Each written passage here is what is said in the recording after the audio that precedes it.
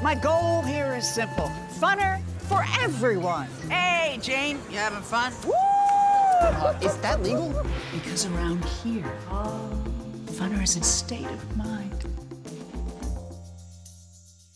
What is going on, Laker fans? Thank you very much for tuning in. A little Lakers Talk Daily.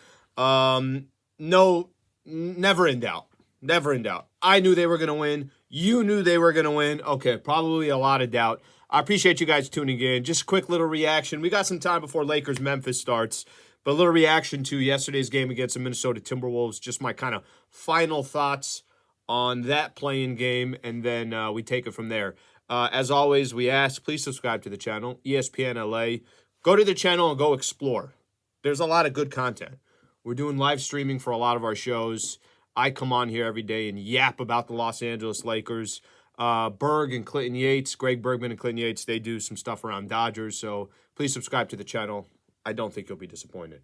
Okay. Also, Harris Resort SoCal, a proud partner of Lakers Talk Daily. Find your funner state of mind with a trip to Harris Resort SoCal. Do you know it's just 2 hours away from downtown Los Angeles? It's a great place for a staycation. You just got to go to the website, harrissocal.com, harrissocal.com. Okay. I mentioned this. Was it yesterday's episode or was I yapping in the pregame show? I can't remember. But I mentioned that the Lakers over the last week of basketball did not play good basketball. That was going into the game last night against the Minnesota Timberwolves. They did it. Whether it was Utah on 2 occasions, whether it was Phoenix who didn't play anybody, neither did Utah. Game against the Clippers, you started the game down 15-3, came back, and then you're down 19 at the half, you came back, and then you're down, 15, 19, 20, whatever it was against the Clippers. It was not a good brand of basketball for the Lakers over the last week.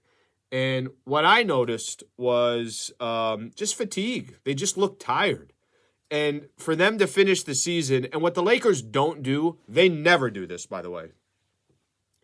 They never blow out teams, and then they could sit their guys in the fourth quarter. I feel like that hasn't happened in 2 years. It never happens with the Lakers. So they also haven't kind of put themselves in a good position where they could kick back, relax, and say, okay, hey, we're good to go. All we got to do now is go play some, or now we could rest and then get ready for the next game, whatever the case is. I really thought yesterday there was a good chance Lakers were going to come out, be ready for the game. They were going to come out, kind of set the tone. They were going to come out, roll up their sleeves, and put on their construction hat and just say, let's go to work. And it was the Minnesota Timberwolves that did that instead. And Minnesota was doing it without Jaden McDaniels, without Rudy Gobert, without Naz Reid. Lakers had everybody. Everything in the toolbox, they had it. The Minnesota Timberwolves were working with a very limited amount of tools. They set the tone. They were up pretty much the entire game. And the Minnesota Timberwolves lost that game more than the Los Angeles Lakers came in and won that game. Minnesota kept giving the Lakers chances to come back in the game, specifically in that fourth quarter. And I don't want to take away credit from the Lakers because they gave up 12 points in the fourth quarter. All right, you were doing something right. There was, I think, a 6-minute stretch where the Timberwolves didn't score a field goal, one of those. So they were obviously doing their job there. But ultimately, I think for the Lakers, I think what I pulled away with when that game was all said and done was they're not going to beat the Memphis Grizzlies if they play the way they did over the last week and some change. That's as kind of blunt as I could put it. They got to play much better basketball. And what I kept saying, and I think a lot of people, obviously I heard Darvin Ham talk about it yesterday. I heard LeBron talk about it yesterday. The most important thing right now for the Lakers, it's not this guy needs to get going. It's not if this player has this type of game. And you could say that. You could say D'Angelo's got to be better. Okay, I get that. I understand it. Dennis Schroeder came, yesterday and I thought carried this Lakers team, just set a tone that nobody else had that type of tone. But I don't think it's an individual. I don't think it's a coaching decision. I think the most important thing that came out of yesterday's game is that the moment you won that game, you gave yourself Wednesday, Thursday, Friday, and Saturday off. The Lakers look tired. They look tired. They're playing tired. Their decision-making, there were some turnovers Bron was making yesterday that I couldn't understand in my head what he was doing other than the fact that he's probably just exhausted.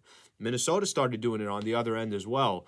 So that's obviously anytime you're in a situation where you have to be in the play-in tournament, that's the risk you always run, is you're stacking up extra games. Lakers don't need extra games. So I thought the biggest thing that the Lakers accomplished yesterday was you were able to give yourself 4 nights off of rest before you get started against the Memphis Grizzlies. So the goal in these games is win, survive, and move on. The Lakers won, they survived, and they moved on. However, I'll continue to emphasize this. If they play the way they've played over the last week and a half, they're not beating the Memphis Grizzlies. Memphis is rested. They're young. They're ready. They're brash. They run their mouth. They're looking forward to this matchup against the Lakers. I like the Lakers' talent. I like their superstars. I like that they're healthy. I like their role players. I like all of it. But the brand of basketball the Lakers had over this short span was not good basketball. And I feel like a lot of it is fatigue. So hopefully, by the time Lakers get started on Sunday, tip-off's going to be at noon here, local time, and pregame show will start at 10:30 in the morning. Hopefully, by the time that series starts, Lakers are refreshed, re-energized, and ready to go. Laker fans, your thoughts, your comments below, always appreciate it. Always enjoy reading them as well. So thank you for being a part of the show. I'll be back tomorrow. Lakers Talk Daily. Thank you, Laker fans.